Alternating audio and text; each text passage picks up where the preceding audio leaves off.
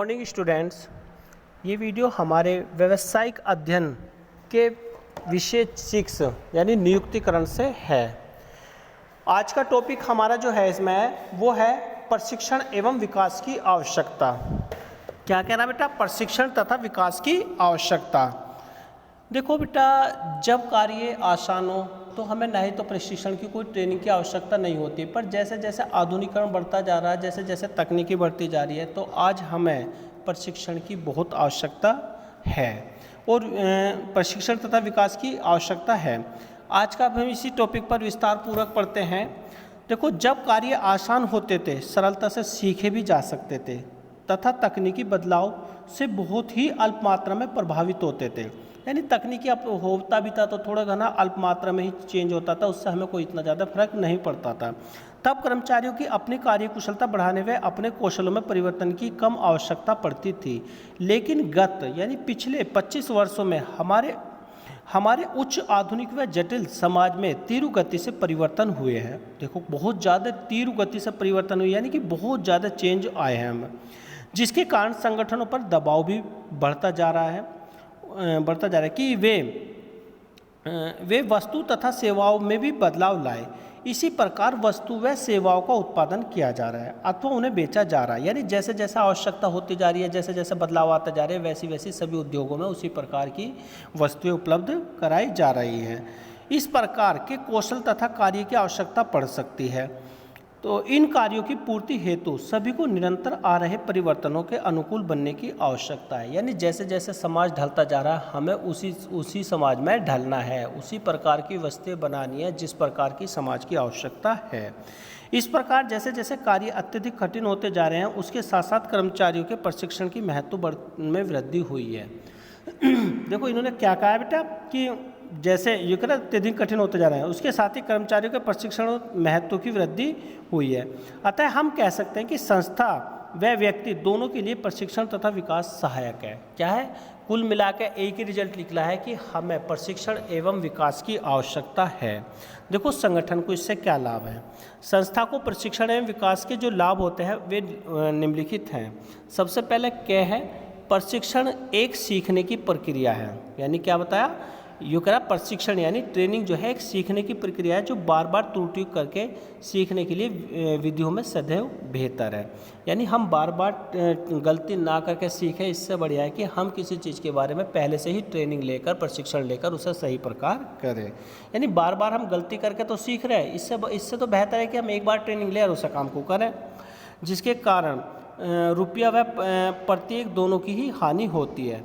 भाई, रुपये का भी और पर्यटन, यानी हमारा जो बार बार का पर्यटन, समय, रुपया, पैसा सब कुछ वेस्ट ही तो हो रहा है। तो यानी ये चीज़ हमारी वेस्ट ना होकर हम क्या कर रहे हैं कि हम प्रशिक्षण लेकर उस काम को सही प्रकार से करें।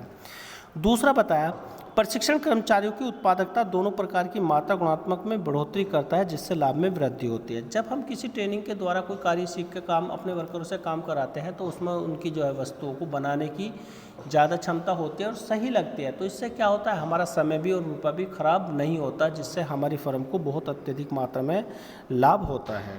तीसरा पॉइंट आया, प्रशिक्षण द्वारा भविष्य के प्रबंधकों को तैयार करने का कार्य किया जाता है। देखो, हम क्या करते हैं कि जो कुछ कैंडिडेट ऐसे होता है कि फ्यूचर में प्रबंधक बन जाएंगे, तो उन्हें हम क्या करते हैं? ट्रेनिंग देकर उन्हें तैयार करते हैं जो कि आपातकाल के समय स्थिति को संभाल सके, यानी किसी इमरजेंसी में वे भी उस पद को संभाल सकें। नेक्स्ट पॉइंट है, प्रशिक्षण कर्मचारियों के मनोबल में वृद्धि करता है और अनुपस्थिति को भी कम करता है। देखो क्या करा? प्रशिक्षण कर्मचारियों के मनोबल यानी उनके मनोबल में वृद्धि करता है और अनुपस्थिति को भी कम करता है। इसके साथ ही कर्मचारियों की संस्था छोड़ने की दर भी कम करता है। देखो, जब आप पहले ही निपुण हो जाओगे, ट्रेनिंग ले लोगे किसी कार्य करने की, तो आप संस्था पर काम ठीक करोगे तो आपको निकालने की भी जरूरत संस्था को पड़ेगी ना, आपको वो फर्म छोड़नी पड़ेगी। यानी ट्रेनिंग से जो है एक एम्प्लॉय को भी बहुत बेनिफिट होता है। नेक्स्ट है बेटा, प्रशिक्षण तीव्र गति से परिवर्तित होते आर्थिक तकनीकी वातावरण से भी प्रभावशाली प्रतिक्रिया प्राप्त करने में सहायक है। नेक्स्ट बेटा, इसमें आगे कर्मचारियों को लाभ। पहले क्या था? संगठन को लाभ। अब है कर्मचारियों को लाभ। प्रशिक्षण तथा विकास की प्रक्रिया से कर्मचारियों को निम्नलिखित लाभ होते हैं। सबसे पहला बताया ना, प्रशिक्षण के कारण कौशल व ज्ञान में सुधार द्वारा व्यक्ति जीवन वृत्ति को भी श्रेष्ठ बनाया जाता है। यानी क्या, प्रशिक्षण के कारण उसके कौशल यानी उसका स्किल और उसकी जो नॉलेज में सुधार के द्वारा व्यक्तित्व जीवन की वृत्ति को भी श्रेष्ठ बनाया जाता है। सेकंड है इसका, कार्य को श्रेष्ठ निष्पादन व्यक्ति को अधिक कमाने में सहायता करता है। यानी जब एक व्यक्ति ज़्यादा अच्छा ट्रेंड हो जाता है, प्रशिक्षण ले लेता है, तो वो ज़्यादा से ज़्यादा कार्य करता है और अधिक से अधिक लाभ कमाता है। देखो इससे आगे क्या, प्रशिक्षण द्वारा कर्मचारी को अधिक कुशल बनाया जाता है जिससे वह मशीनों को कुशलतापूर्वक संभाल सके। इस प्रकार की कोई विभिन्न दुर्घटनाओं से स्वयं को भी बचा भी पाएगा। यानी ट्रेनिंग क्या होती है, दुर्घटना से भी यूँ करा कि जो इस प्रकार विभिन्न दुर्घटनाओं से स्वयं को भी बचा सकता है। यानी हम किसी मशीनरी पर कोई वर्कर काम कर रहा है तो हमने उसके बारे में उसे पहले ही ट्रेन कर दिया, तो यदि कोई संभावित या आने वाले समय में कोई घटना घटित होती है तो उससे अब वो अपना बचाव कर सकता है। प्रशिक्षण कर्मचारियों में संतोष और मनोबल में वृद्धि करता है। इससे आगे बेटा दे रखा बेटा इसमें प्रशिक्षण विकास एवं शिक्षा। प्रशिक्षण एक ऐसी प्रक्रिया है जिसके माध्यम से कर्मचारियों के दृष्टिकोण, कौशल एवं उनकी योग्यताओं में बढ़ोतरी की जाती है जिससे वे अपने विशेष कार्यों को निष्पादन श्रेष्ठ रूप से कर सके। लेकिन विकास से आशय व्यक्ति के पूर्ण रूप से विकास करने से है। देखो अब ये बताया कि प्रशिक्षण तो बता दिया, कौशल स्किल को डेवलप करना है, पर विकास से है उसके यो कह रहा विकास से आशय व्यक्ति के पूर्ण रूप से विकास करने से है। यानी कि विकास में जो आता है व्यक्ति का होल ओवर डेवलपमेंट आता है। ठीक, आगे चलते हैं बेटा। प्रशिक्षण एक अल्पकालीन लेकिन विकास निरंतरशील प्रक्रिया है। यानी प्रशिक्षण एक अल्पकालीन प्रक्रिया है, ट्रेन किया गया, काम किया, अगर चेंज हुआ तो फिर दोबारा से ट्रेन कर दिया जाएगा, कोई परिवर्तन होता है तो। परंतु विकास एक निरंतर चलने वाली प्रक्रिया है। साथ ही विकास में प्रशिक्षण भी शामिल होता है। यहाँ भी समझना जरूरी है कि प्रशिक्षण, शिक्षा, विकास अलग अलग शब्द हैं जो एक सीमा तक परोक्ष रूप से संबंधित हैं। देखो अब इन तीनों का मतलब बताओगे क्या क्या। शिक्षा, यहाँ पे प्रशिक्षण, शिक्षा एवं विकास। सबसे पहले बताया प्रशिक्षण यानी ट्रेनिंग। यह एक ऐसी प्रक्रिया है जिसके माध्यम से कर्मचारियों की कौशल, क्षमता, योग्यता को बढ़ोतरी की जाती है जिससे कि वे अपने विशेष कार्यों का निष्पादन श्रेष्ठ तौर पर कर सके।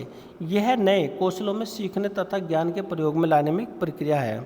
इसके द्वारा कर्मचारियों के वर्तमान कार्य निष्पादन में सुधार लाना है और साथ ही अन्य किसी भी नए कार्य हेतु तैयार किया जाता है। वही वाली बात है कि हम जो क्या करते हैं, उनके जो स्किल में डेवलपमेंट करते हैं और उसे भविष्य के लिए प्रबंधक के रूप में तैयार करते हैं, भविष्य के कार्य के लिए उसे तैयार करते हैं।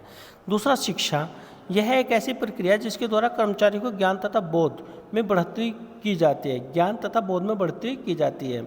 साथ ही यह ज्ञान और बोध को उसकी व्याख्या है। शिक्षा कोई निश्चित उत्तर नहीं देती किंतु इस प्रकार की आर्थिक व विवेकपूर्ण बुद्धियों को विकसित करती है जो प्रासंगिक, परिवर्तनशील चारों के बीच संबंध निर्धारण कर पाए तथा उनके माध्यम से किसी भी तथ्य को भलीभांति समझ सके। शिक्षा तथा बुद्धि को गुणवत्ता तथा चरित्र प्रदान किया जाता है। शिक्षा द्वारा मूल सिद्धांतों को समझाया जाता है तथा विश्लेषण करने की क्षमता को विकास किया जाता है और यह संश्लेषण एवं विषय निष्ठा भी प्रदान करती है। शिक्षा का क्षेत्र व्यक्तियों के लक्ष्य तथा प्रशिक्षण से विस्तृत है। संगठन के लक्ष्य के लिए प्रशिक्षण का प्रयोग अधिक होता है। तो आज का टॉपिक यहीं पर समाप्त होता है और बाकी कल पढ़ेंगे। ओके।